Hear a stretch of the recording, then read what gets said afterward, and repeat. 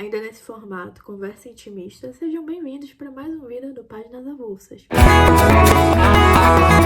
Com o meu café que está esfriando aqui do lado, eu vim contar para vocês um fato que está mudando um pouco minha perspectiva nos últimos dias. Eu estou obcecada pelos podcasts do Chico Felitti. O Chico Felitti é um jornalista brasileiro e ele produziu alguns podcasts. Eu já sabia, mas assim, de uma abstração que esses podcasts existiam. O podcast da Mulher da Casa Abandonada mesmo fez muito sucesso lá em 2022, mas eu não tinha ouvido. No final de 23, ele lançou a Coach, né, que foi a história de Cate Torres, que é uma ex-coach que foi envolvida no esquema de tráfico de pessoas, uma história muito obscura. E eu lembro que eu resolvi começar a assistir a Coach. Assistir, vírgula, ouvir, né, porque é podcast. E, gente, a narrativa do Chico Felitti é muito, muito boa. É sério, eu fiquei super presa naqueles episódios. Eu ficava olhando o desdobramento da vida da Cate Torres e pensando, meu Deus, o que é que tá acontecendo aqui? E o trabalho investigativo dele é fenomenal. Ele começa com uma história que parece simples e vai desencadeando.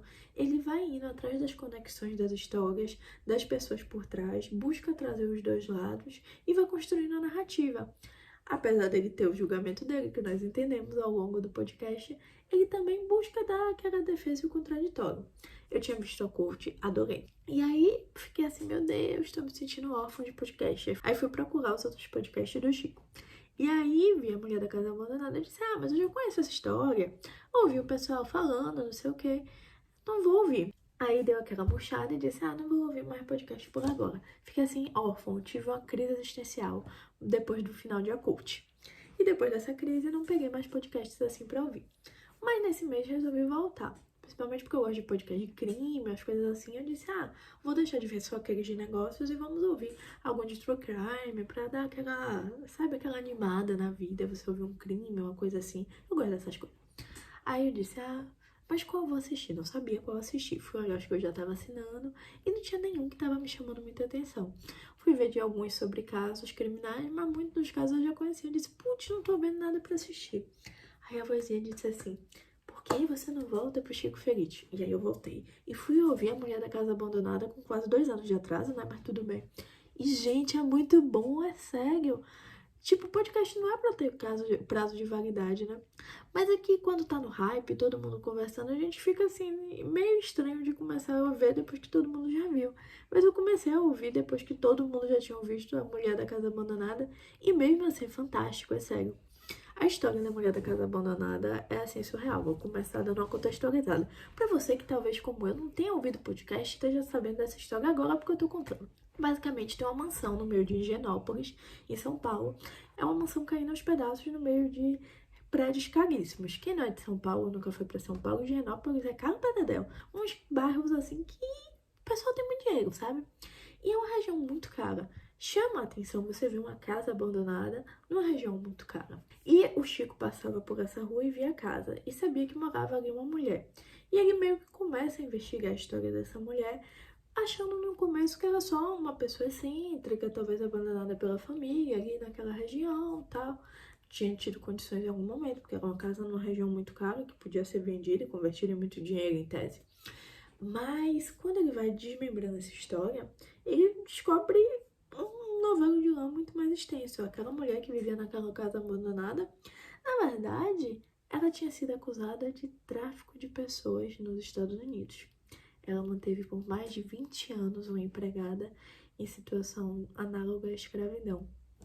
Cara, quando eu fui ouvindo essa parte, me deu um nó, assim. Quando eu tava no começo da faculdade, meu primeiro estágio foi no Ministério Público do Trabalho do Mato Grosso. Era uma parceria, Ministério Público do Trabalho, com a Faculdade de Economia.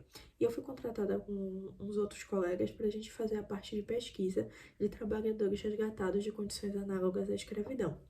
Se eu disser pra vocês, as coisas que eu vi naquele período, assim, foram indescritíveis. Eu não pensava que um ser humano pudesse fazer aquilo com outro nos dias atuais, sabe? E eram histórias, assim, escabrosas.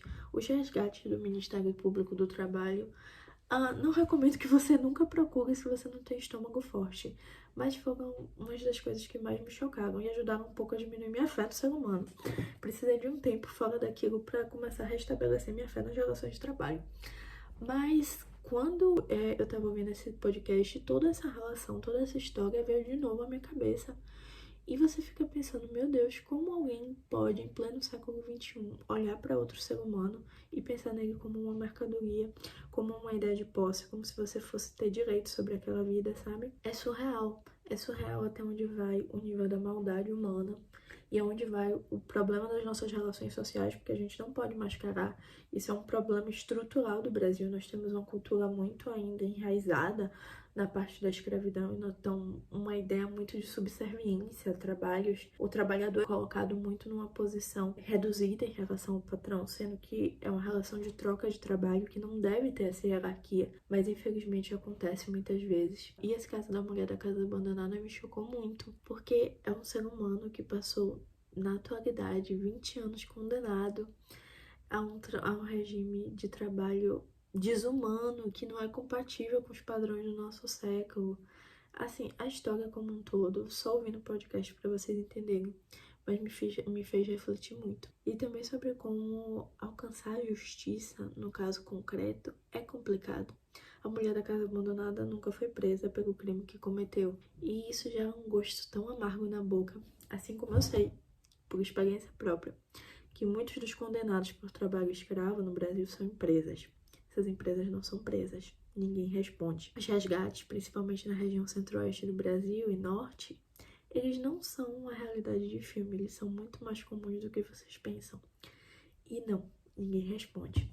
Nós temos uma legislação brasileira que, por mais que tenha o crime tipificado de reduzir alguém à condição análoga à escravidão, não é cumprida. É uma lei vazia, é uma lei morta, porque na prática não acontece. Nós temos muitas leis. Eu sempre digo que o problema do Brasil não é não ter leis. Nós temos lei para muita coisa. O problema é a parte da aplicação da lei. E isso me gera uma certa angústia. Eu acho que minha angústia é maior porque eu sou advogada, eu estou envolvida nisso, eu sempre acabo pensando assim, mais objetivamente, como é que se aplicaria a lei. E eu não sei, de verdade, eu não sei. Mas o que eu sei é que eu posso recomendar os 2 podcasts do Chico, porque são muito bons. E eu comecei a ver o ateliê, ouvir o ateliê, e tá mantendo a mesma qualidade. Cara, esse homem sabe contar uma história, viu? Mas é isso, eu não sei se isso é uma recomendação de podcast, se isso é uma consideração sobre trabalho análogo ao escravo, se isso é uma conversa, eu vou botar um título aí, meu misto, e vocês decidem. Enfim, eu estou testando novos formatos de vida, vamos ver se funciona. Então é isso, vou terminar por aqui. Como o nome do canal é Páginas Avulsas, eu me sinto no direito de comentar sobre coisas avulsas. Beijos e até o próximo vídeo. Tchau, tchau, gente.